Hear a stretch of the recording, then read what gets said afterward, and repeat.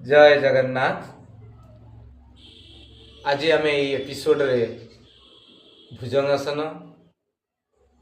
बा cobra pose विषय रे आलोचना करिबा।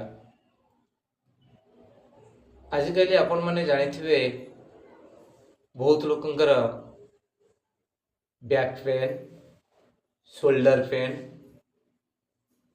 एवं नेक पेन होता है।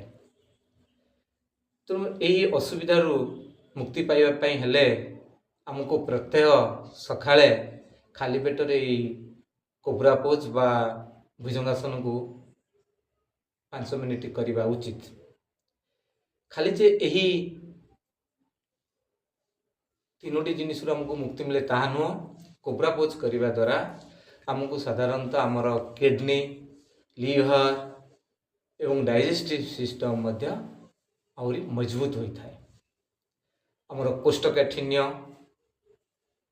पेट गैस होगा एवं एसिडिटी होगा एथुरु मध्य मुक्ति मिलता है। तेणु आसतु बर्तमान मु आपण मानकु भुजंगासन किपरि करा जाए करी देखैबी।